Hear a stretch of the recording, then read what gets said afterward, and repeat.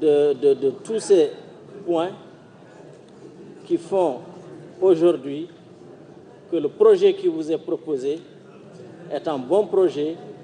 Il améliore notre démocratie, il améliore notre constitution et je pense que c'est quelque chose qui doit être tout à fait évident. Cela m'amène à répondre aux deux amendements, Monsieur le Président, que naturellement, au nom du gouvernement, je vous demande de rejeter, parce que tout simplement, ces deux amendements ont été réglés dans ce que nous venons de dire.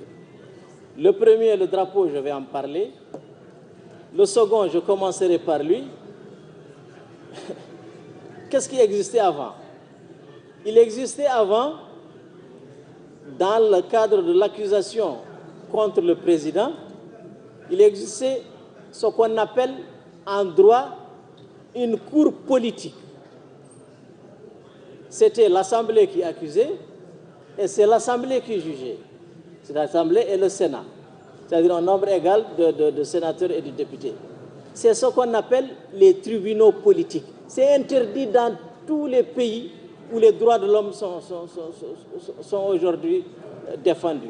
Parce que tout simplement, il n'y a pas de garantie par rapport à celui qui est accusé.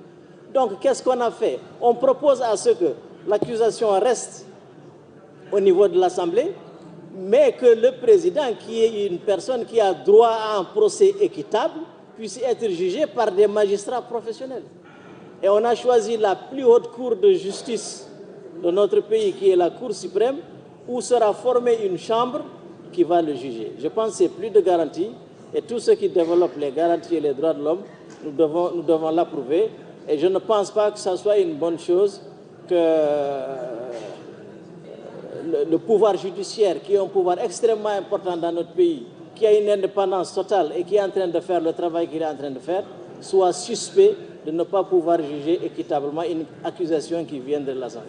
Donc on gagne en plus de garantie, on gagne. C'est pour ça que donc je pense qu'il faut tout simplement rejeter cet amendement. Le drapeau. J'ai terminé par le drapeau, je fais exprès parce que je vous ai amené le drapeau. Jusque-là, on parle dans le général. Vous savez quand même que le drapeau est fabriqué par les services du ministère de la Défense. Parce que c'est l'armée qui a le pouvoir légal de fabriquer, selon les normes, le drapeau. Donc je vous ai amené le drapeau. Je vais vous le montrer. Vous allez voir exactement de quoi on parle. Attendez, je vais vous le montrer.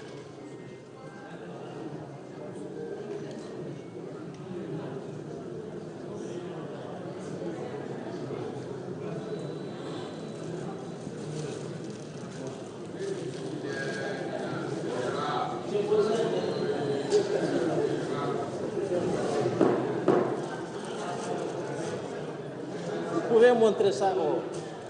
Et ça, ce sont les dimensions normales du drapeau. Il y a deux personnes là qui peuvent venir prendre ça.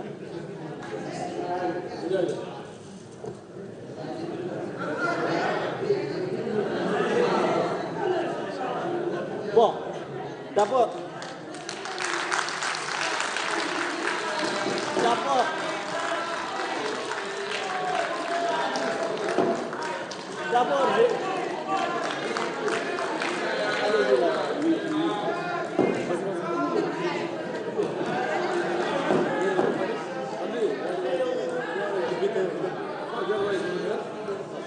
هذا ما هو علم موريتان.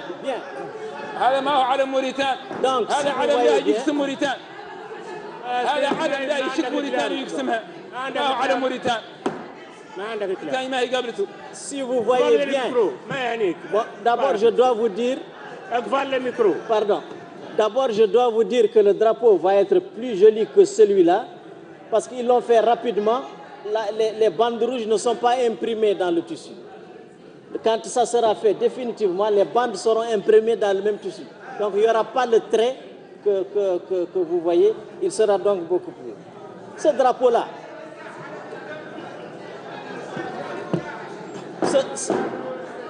ce drapeau, c'est notre drapeau. Pardon si...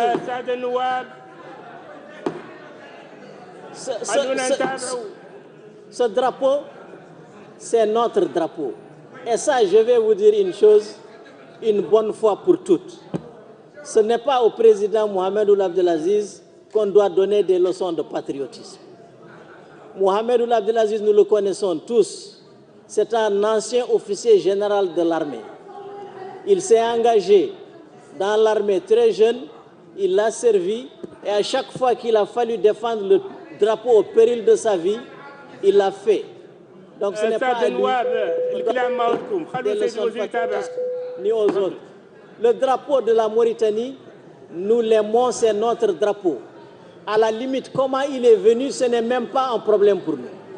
L'important, c'est que ce drapeau a accompagné la naissance de la Mauritanie, il a accompagné l'indépendance de notre pays. Chacun de nous est content quand on le voit. Personne n'a le monopole de l'amour du drapeau que nous avons, qui constitue aujourd'hui notre drapeau. Mais qu'est-ce qu'on a dit? On a dit que ce drapeau, on peut l'améliorer. Pour une fois dans notre histoire, nous allons pouvoir, au niveau de l'Assemblée nationale, au niveau du Sénat, et demain au niveau d'un congrès ou d'un référendum, le peuple mauritanien va se prononcer dans son ensemble sur un drapeau que lui-même il a confectionné et pour lequel il donne une légende. On ne l'a pas eu pour l'ancien drapeau, on a l'occasion de l'avoir maintenant et ça vaut mieux tard que jamais. Et je pense que c'est une bonne chose que nous puissions nous approprier aujourd'hui de façon définitive le drapeau de notre pays. Ça, c'est quelque chose d'extrêmement important. Qu'est-ce qu'on a dit? On a dit que l'ancien drapeau qui a accompagné la naissance de notre État, nous l'avons gardé, il occupe 70% du travaux. Nous rajoutons 2 autres couleurs. Les couleurs sont des symboles. Tous les drapeaux du monde, c'est des morceaux de tissu avec des couleurs. Donc ça, mais il représente ce qu'on met là-dedans. Il représente ce qu'on dit au drapeau. Et qu'est-ce qui va se passer maintenant? Pour la première fois dans l'histoire de notre pays, ce drapeau va faire l'objet d'une loi. On va le codifier. On va expliquer ses couleurs, ses dimensions, dire pourquoi il y a le fond vert sur, on va dire pourquoi il y a les bandes rouges. Tout ça sera dans une loi que vous allez voter, qui sera publiée au journal officiel et qui restera pour l'histoire pour notre pays. Aujourd'hui, si vous voulez chercher la codification de l'ancien drapeau, il n'y a aucun texte pour cela. Donc c'est pour vous dire que c'est une façon, encore une fois, de raffermir notre patriotisme et je pense que c'est quelque chose que tout Mauritanien qui aime ce pays doit soutenir. Et je vais vous dire une chose. Vous savez, les drapeaux, les hymnes, les devises et même l'équipe de football, vous savez, les drapeaux, c'est des symboles qui représentent la volonté d'une nation d'être fier de cette équipe de football et de défendre sa nation. C'est tout. Souvent, c'est l'équipe de football qui joue ce rôle-là. Pourquoi vous pensez que les gens ils dépensent de l'argent pour jouer du football? Parce que tout simplement, c'est la symbolique que cela représente. Donc, ce drapeau, en l'expliquant aux populations, c'est déjà l'occasion de dire qu'est-ce que c'était notre ancien drapeau. Et on va dire ce qu'on y a rajouté. Et on va raffermir notre patriotisme. Les gens qui s'émeuvent, nous on a dit qu'on va dédier une de ces bandes aux morts pour la Mauritanie. Mais tout celui qui se reconnaît mort pour la Mauritanie, il s'y retrouve. Il n'y a pas de sélection dans les morts de la Mauritanie. Il y en a eu avant le colonialisme, il y en a eu après le colonialisme, il y en a eu pendant, il y en a eu pendant la guerre du Sahara. Il y en a tous les jours dans l'armée. Il y en a eu contre le terrorisme ici. Combien de militaires nous avons perdus contre le terrorisme ici? Mais je pense que ce sera une bonne chose pour ces familles-là de dire que la nation a enfin pensé à eux. Je vous dis une chose.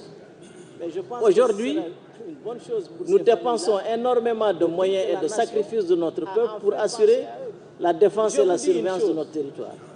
Aujourd'hui, ce n'est pas fait dans le vent. C'est de jeunes gens qui font ça. Ils sont dans la forêt, ils sont dans la brousse, ils sont dans les frontières. Ils sont dans les pick-up. Ils peuvent à tout moment être attaqués. Ils vont réagir. Ces gens-là, vous pensez qu'ils ne vont pas être contents quand on va leur dire que la nation a pensé à vous? en levant ce drapeau-là, ce bandeau-là, c'est parce que la nation a pensé à vous. Vous pensez qu'ils ne vont pas être contents? Ils vont bien être contents. Je vous dis plus. Nous avons des militaires en Afrique, en Centrafrique. Ils croisent la mort tous les jours. Moi, je suis parti les visiter. Je vous dis plus. Vous pensez que ces gens-là, demain, si on leur dit que la nation a pensé à vous, ils ne vont pas être contents? Parce que le patriotisme, c'est le moteur du développement de la nation. C'est parce qu'un militaire croit à son pays, qu'il sent son pays derrière lui, qu'il a le moral et qu'il va combattre. Il y a beaucoup de pays où les militaires, au premier coup de feu, ils fuient avec leurs armes. C'est parce qu'ils n'ont pas le moral. Donc, le fait aujourd'hui de dédier ça à ces gens-là, je pense que c'est une bonne chose. Ensuite, c'est le patriotisme qui va faire que l'agriculteur va participer à l'autosuffisance agricole alimentaire de notre pays, que l'éleveur fera, que le fonctionnaire va lutter contre le gaspillage et le détournement des fonds publics. Le patriotisme est essentiel et il n'est que symbolique.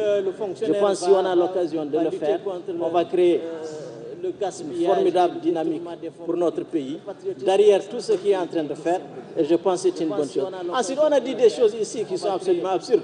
On va changer la carte d'identité, on ne va rien changer. Dans tous les pays du monde, il y a ce qu'on appelle la succession des lois. L'État va organiser tout cela. Je prends un exemple simple, c'est votre bandeau-là. C'est sûr que si la Constitution est adoptée, il va bien prendre une bande rouge, mais on prendra le temps de le faire. Il y aura une période où les anciens emblèmes marcheront avec le nouveau, etc. Ça, c'est des choses qui s'absorberont.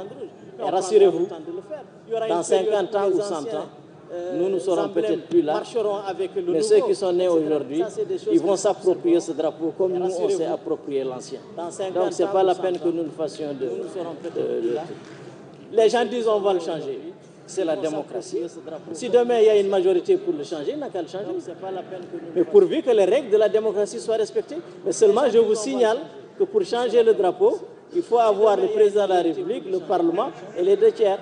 Ce n'est pas n'importe qui peut avoir ça. Donc je pense que ça, ce n'est pas des problèmes qui méritent